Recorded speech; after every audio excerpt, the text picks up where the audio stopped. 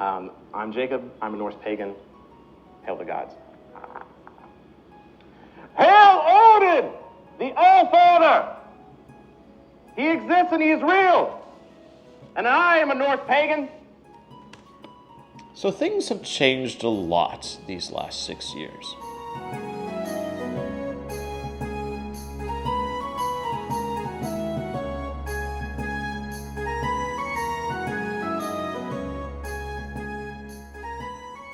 Hello, my name is Jacob Toddson, and I have been making YouTube videos sharing my personal explorations into Norse paganism, spirituality, and everything in between for these last 6 years, starting in 2019. And clearly a lot has changed. I definitely don't shout as much as I used to. Man, the kid had spunk, didn't he?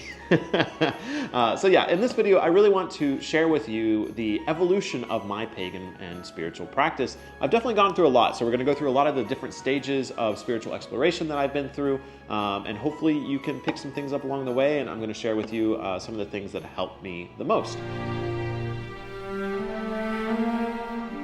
So what was happening before I decided to kind of become more public and share my my beliefs and my explorations into Norse paganism? I was in the church at a young age, never felt Jesus, never felt God. If anything, I felt more fear and more pressure to join the church, more so than any form of like spiritual experience. And so I did leave the church after leaving home and going to college. I explored Buddhism for a while, actually. Buddhism kind of gave me peace. It gave me a connection that I sought after, but it lacked something else. Like there was something not rooted within myself. And so that's when I started looking into different mythologies, namely the Norse mythologies. And while looking into Norse mythology, I started having what I could only describe as religious experiences. So there was like a small amount of like moon rituals I was doing. So every full moon, I would go out and I would burn a little letter and put it in this little fire every full moon. I was doing it with my roommate at the time, and it was nice, but that was kind of it. So I definitely was kind of going with what felt natural, and following the lunar cycle was definitely something that I did back then, and it's something I still do now. So a lot of my early like discoveries into Norse paganism and paganism in general, connecting to the natural world, are still something I do today, namely the full moon ceremonies, but also just nature in general. For me, I never felt connection to anything inside of a church, but I always felt something in nature. So that definitely was an awakening point for me. But things started to change and evolve very quickly the moment I started the YouTube channel and sharing my personal explorations into Norse paganism. Is to just get on something like this and shout your love. I mean, it sounds crazy, and people nearby will probably freak out. It was August of 2019 that I took the camera out for the first time and I recorded my first video on YouTube. And it was around this time I kind of established the blueprint for what my videos still are today. And that's me doing research and then sharing what that research looks like in our modern world. And so I would take books such as the Poetic Edda, and I digested this book throughout the series on my channel. And I didn't just do that for YouTube, I did that for myself. And so I really had the intention of starting the YouTube and taking everyone along with me for my journey. And so this stage is definitely education and research, but also exploration. And I think a lot of people get to this step pretty quickly. I think this is a step a lot of people have trouble moving on from, because this is definitely like what you can do as a solo practitioner when it comes to paganism today, is we don't have the community element as much as we used to in the past. Obviously, the people practicing Norse paganism in particular were people in Scandinavia, perhaps the British Isles, the Anglo-Celtic Isles, and they were doing so in a community. So they already had an established chief, they already had an established Gothi and all of this. And unless you live in those Scandinavian countries today, or you live in Iceland, it can be really hard to find that community. And so many of us find ourselves in the research, education phase of picking up the Poetic Edda, picking up a book such as this one, which is a practical guide to Asatru, and reading about other people's rituals and trying them out for yourself. And so a lot of my own personal exploration before the community came from exploring books and what they can do for us. And what I learned from this kind of period is how much people can disagree. It's pretty early on. You also find out that no one agrees on anything. You'll read all the different books. There are so many different books like this now. Like, oh my gosh, I mean, it's been 6 years. But there are so many books about starting in paganism, especially since you can publish your own books on Amazon, which I've done as well with the Glastonbury Tours. But this is not a beginner's guide. This is just like a fictional story. We'll But there are so many different books, and everyone has so many different opinions. It can be really hard to figure out what works. And I remember looking back, even watching those early videos, and thinking like, I had this feeling inside where I was like, oh, I'm doing things wrong. And this can be really hard to move past, especially for those that grew up in the church and had a very set structure around them as far as like 10 Commandments or, you know, a clergy system or, you know, just having the church community in general or having the holy book. Realizing that the poetic and prose Eddas are not the holy book, that they are the best thing we have as far as like source material, but as a holy book stands, we don't really have one when it comes to Norse paganism in particular. And this is something that was really hard, and Celtic paganism as well. Like, there's no holy book. And so learning to really trust your own intuition is something that I would explore a little bit later as well. But you have to start honing that in the early stages of paganism. If I have any advice for people at this stage, considering it is something that a lot of people find themselves at, if you're exploring paganism, don't be afraid to make mistakes. Don't do anything too crazy, but explore, educate yourselves. Research from multiple source materials. Don't ever just watch my channel. Don't ever just read Jackson Crawford. Don't ever just read one guide to heathenry. There are so many different voices out there, and that can be a negative side in the fact that no one seems to get along. But also, there's so many sources to learn from, and that is a strength. And so try to research from everything you can, just like Odin would, and build a practice that makes sense for you, especially for people who are not able to have a community sense or maybe don't seek it. Happy Yule!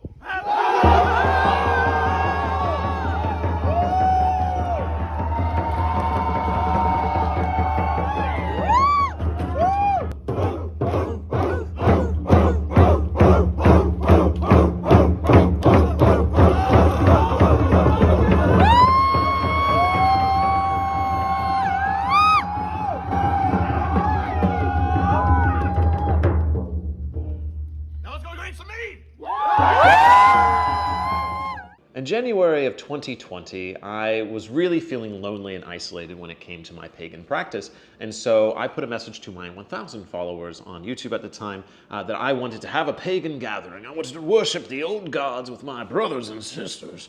And so I did receive 10 replies, and I am having 9 people in total get together in the beautiful western hills of Kentucky, and we worship the gods together.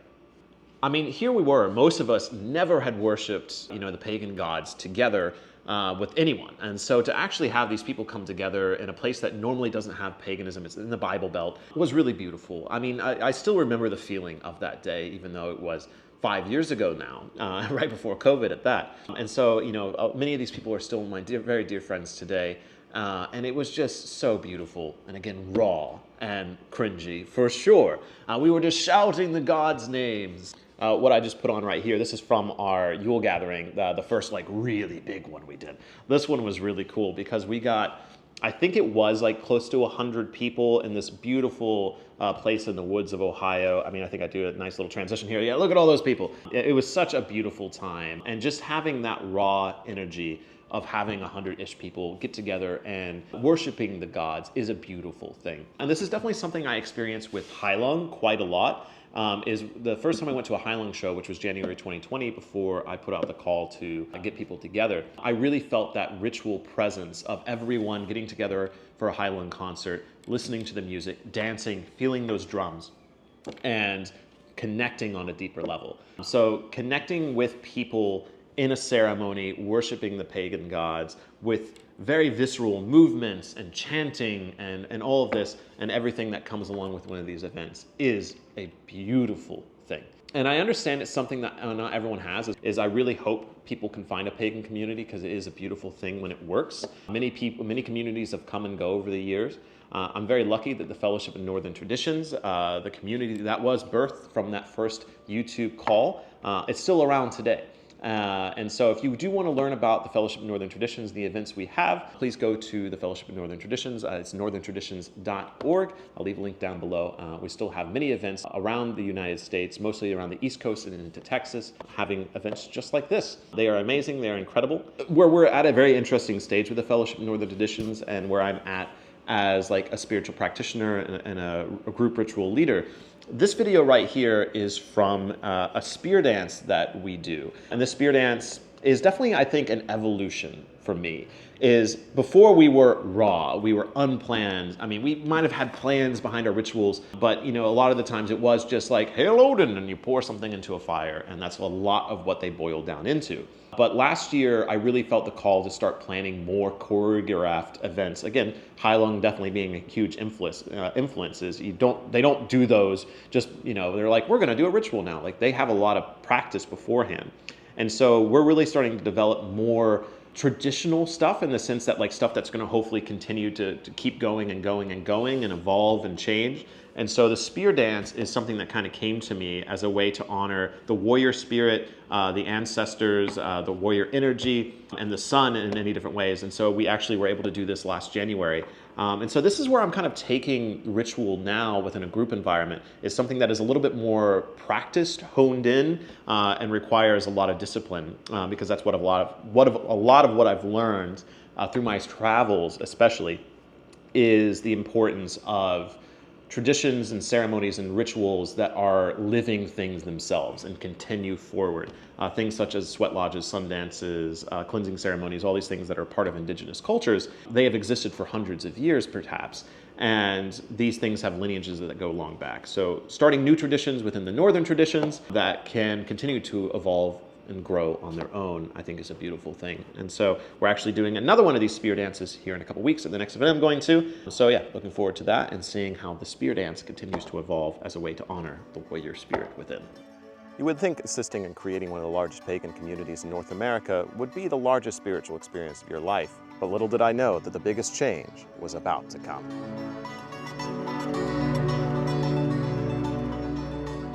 It was November of 2023 that I was at our North Carolina event, celebrating the Samhain season, celebrating winter nights, and we were doing a really intense ritual towards Odin. And within this ritual, there was like kind of this shape-shifting ceremony. It was quite intense and really powerful. I mean, just like, oh my gosh, powerful. And it was during that ceremony that I was struck with a moment of intuition and inspiration, that I still had so much more to learn. And let me tell you, there was a part of me that thought this was it. I was at the height. There was going to be no more evolution of my pagan practice. Oh, to be, 27 or 28, whatever I was then. And in that moment, I was kind of given this thing of like, you need to wander. You need to walk the Odin path, to take a pilgrimage. And it was, November, I think it was. I had an apartment, life was pretty good, well established. And then all of a sudden, I get this whisper: you need to sell all of your possessions and you need to travel. And I'm like, well, that's crazy. But sure enough, 2 months later, my lease was up and I started selling everything I owned and got everything down just a couple of boxes, mostly books, and a suitcase and a backpack full of camera gear and a few spiritual objects. And I was sitting at my parents' house with a flight ticket to Scotland with no other idea of what I was going to do besides wander. And there I was, 2023, and I wandered. I remember the noise of the door shutting behind me in Scotland. I truly had no plan. I just knew that I needed to wander and follow the Odinic path. I mean, I really can't encapsulate into one little segment of a video everything I learned from pilgrimage, everything I learned from that journey. But this is the definite biggest proof of the Odinic life, following Odin as a god. When it comes to the Norse gods today, I think Odin is definitely the most powerful because there are so many lessons within his story and within his archetype of who he is. And I can speak from firsthand experience that following the path of the wanderer is an absolutely incredible, painful, amazing, life-changing journey. People have been going on pilgrimages in many different religions ever since the dawn of humanity. But Odin really encapsulates a lot of the giving yourself to spirit, give yourself to the flow of life and see what happens. But one of the best lessons of traveling and giving yourself to not knowing anyone and being with strangers, oh my gosh, humanity is beautiful. I met so many amazing, beautiful, wonderful people on my travels. So many kind people of so many different walks of life, not just pagan. And my heart grew so many sizes from the wandering because, oh my gosh, humanity, the world is a beautiful place. It's confusing at times, but holy shit, is it amazing. To all the amazing people I met in my life, in my travels, all the many dozens and possibly hundreds of faces, thank you so very much. You truly healed me and changed me.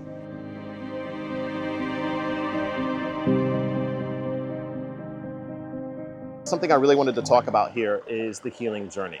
Water being a very important healing element that I've discovered along my journey as well. But one of the biggest things to come up during the Odinic wandering is how much we all need to heal. I thought I had a safe, normal life. I had no traumas and that I was perfectly fine. Let me tell you, I was so wrong. Because even if we live like the most amazing life ever, we're so safe, we're so wonderfully taken care of and nurtured. There's still past traumas from our family, ancestral traumas, there's stress from life, work traumas. There's so many different things that we all need to heal from in order to be whole people. Very rarely does someone have a life that they don't have something they need to heal from. If you do, congratulations, you won. But so many of us have healing to do. And I was blissfully unaware of how much healing I needed to do.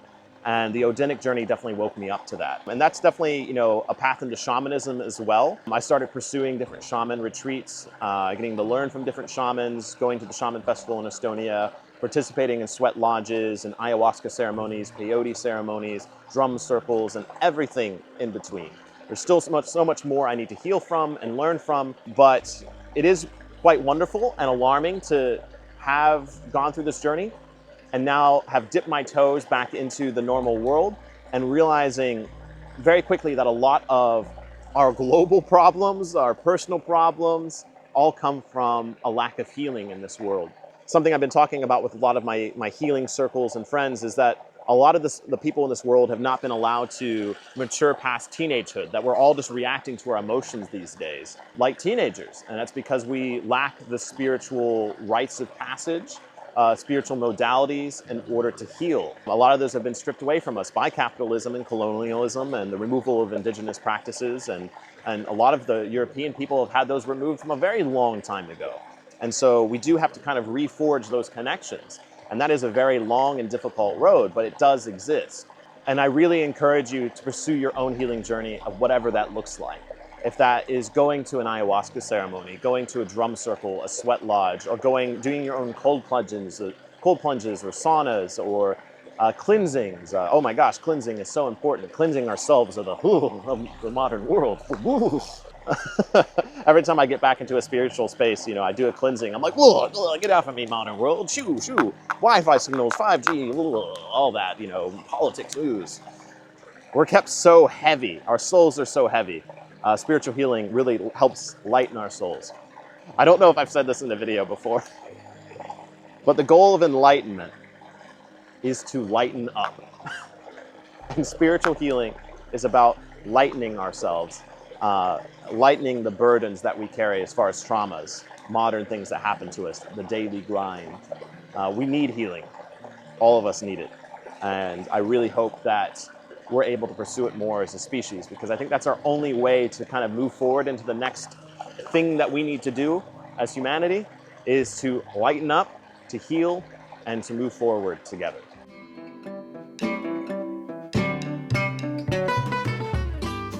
I've already talked a little bit about the book I wrote, but truly, if you want to support me as a creator, there are many ways to do it. I'm starting to get more into designing for t-shirts and designs like that, the book I have published. But in accordance to the conversation on healing, I am not someone that could be your guru. I do not want to be a guru. I am not one.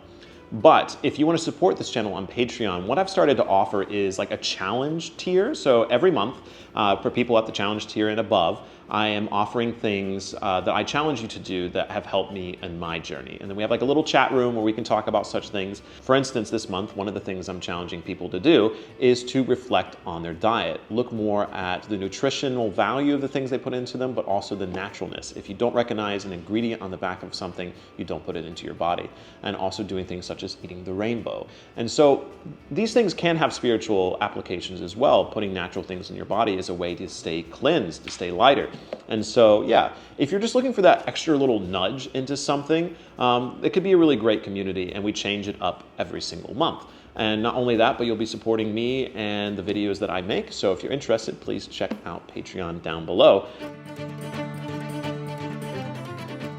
Jacob, how big's your altar space going to be in the future?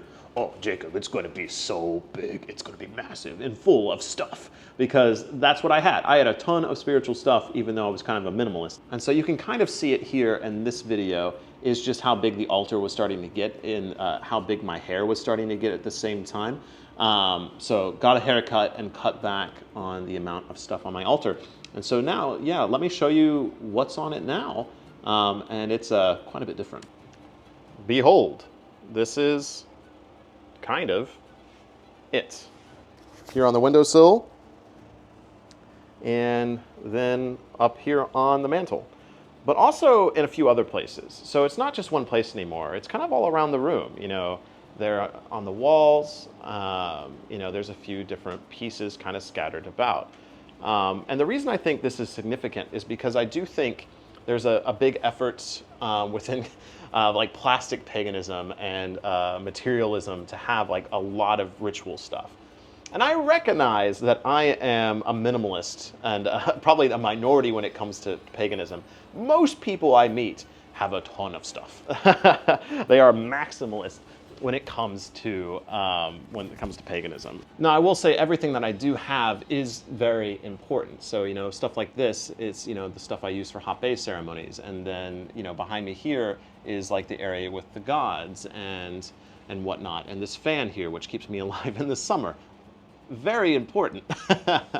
But truly, to me, the significance behind the smaller altar spaces, in the altar space that's kind of my whole house now, it's scattered around, is that I really now feel paganism and spirituality within the everyday. It's not something I really need an altar for anymore. Even though they're here, it's more or less decoration and reminders. I don't often sit down here and pray, and I mean, like in the corner of my bedroom right now. It's not really a space designed for that. And so for me and my personal evolution, I really like having these places in places of honor and beauty within my home and whatnot. But when it comes to actually using them, you know, I don't really sit here and pray very often. I don't sit here and, you know, worship like I used to in an altar space. I don't really need that. For me, I worship the everyday. For me, I experience life to the fullest and connect on a deeper level. And that's one of the biggest things I've learned from these travels, especially from wandering, is you can connect to the gods, the spirits, the ancestors, without all the fancy doodads that you want. You don't need all the dingle-dangle, which is one of the things I was taught from one of my teachers, is don't get so wrapped up in the dingle-dangle of paganism. And I definitely had for a while. And so now that I've kind of stripped away everything and was laid bare to the universe, yeah, the dingle-dangle isn't as important. But what dingle-dangle does exist is very sacred to me.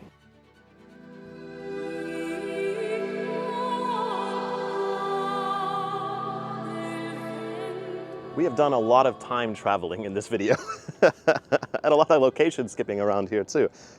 So I hope you've enjoyed this journey. But here at the very end, I want to leave you with some lessons that I've learned along this long and beautiful journey that is still going for me, that is simplified now. Lesson number one, it's about experience, not belief. This is so big. Oh my gosh, this is like the big one. So Christianity, monotheism, Judaism, Islam, they're about believing in God, in Allah, in Jesus, believing so hard and believing so true that you get the next life is better than this one.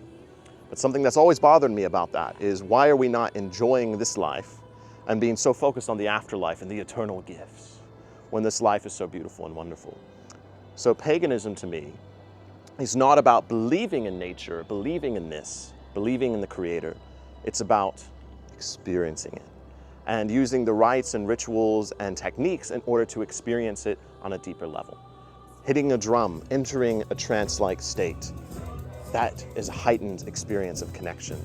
Singing with other people around a fire, linking up your voices, your music, your drums, that is the experience of life. That doesn't need belief. You don't need to believe in that. Believing in the gods is kind of folly, I think, at times.